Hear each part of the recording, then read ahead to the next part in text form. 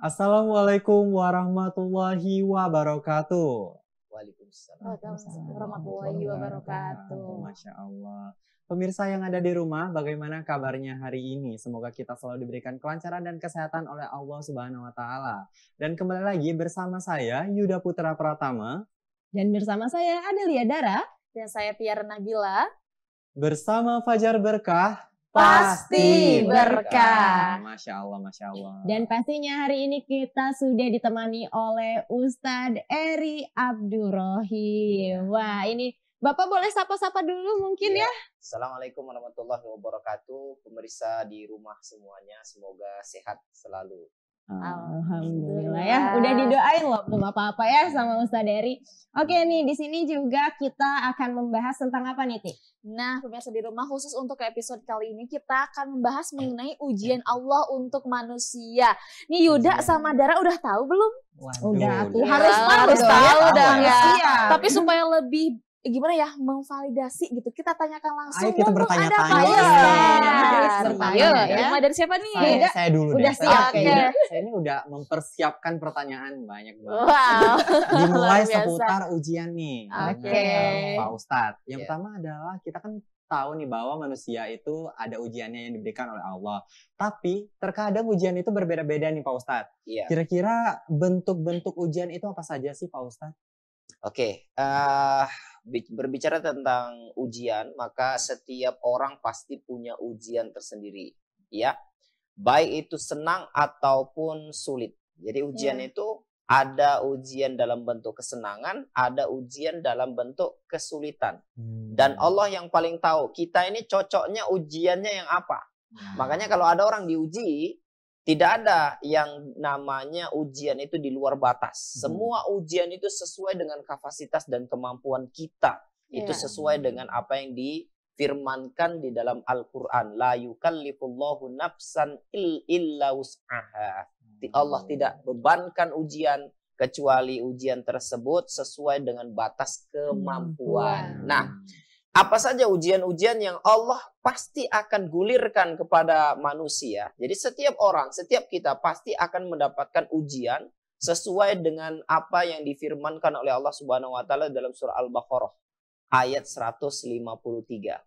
Kata Allah Subhanahu wa taala, "A'udzubillahi minasyaitonir rajim, wa lanabluwannakum bisyai'im minal khaufi wal ju'i wa naqsim minal amwal wal anfusi wath thamarat wa basyiris sabirin." Dan sungguh kalian pasti akan kami uji dengan ketakutan, wal khauf, wal ju', rasa lapar.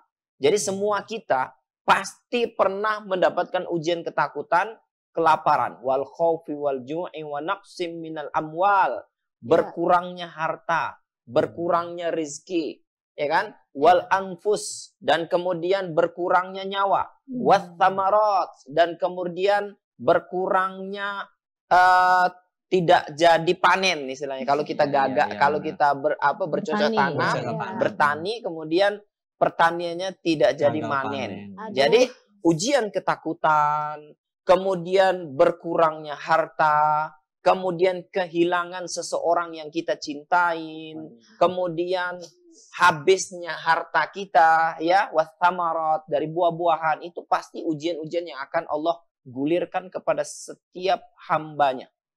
Ya, seperti itu. Wa basyiris sabirin. Tapi Allah Subhanahu wa taala berikan kabar gembira. Berikanlah kabar gembira kepada orang-orang yang sabar.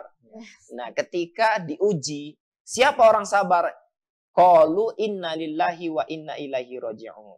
Yaitu orang-orang yang apabila ditimpa musibah, apapun musibahnya, dia mengucapkan inna lillahi wa inna ilaihi raji'un. Jadi inna lillahi wa inna ilaihi raji'un itu bukan cuma yang meninggal, hanya dibaca saat ada orang meninggal. Jadi ketika kita ditimpa ujian, maka ucapkan itu sebagai zikir. Ya, seperti itu. Ini masih membahas seputar ujian nih Pak Ustadz. Iya. Tadi kan sudah dijelaskan macam-macam ujian yang diberikan oleh Allah Subhanahu wa taala. Iya, betul. Tetapi ini terkadang ujian itu kan bisa datang dari mana saja nih Pak Ustadz. Nah, kira-kira ujian itu datangnya lewat apa saja nih Pak Ustadz? Iya. Jadi ujian itu sebetulnya banyak faktor-faktor dan banyak datangnya dari mana, walaupun akhirnya mencorongnya adalah kepada Allah Subhanahu wa taala. Allah yang mengizinkan. illa biidznillah. Baik itu ujian dari lingkungan, dari keluarga, kan masing-masing orang dia ujiannya berbeda-beda. Ada yang diuji dengan rizkinya yang kurang, ada yang diuji dengan rumah tangganya yang bermasalah, ada yang diuji dengan lingkungannya yang tidak ramah, ada yang diuji dengan pendidikannya, begitu ya. Ada juga faktor X, orang yang diuji karena pengaruh gangguan jin. Ini si jin tuh kenapa gitu ya? Karena jin ini nggak nampak, jadi ketika dia mengganggu manusia, menjadi ujian bagi manusia juga. Justru ujian yang berat. Kenapa? Karena mereka tidak nampak seperti itu. Aduh, memang ya. Nah Pak, masih bicara tentang ujian ya, nyambung dari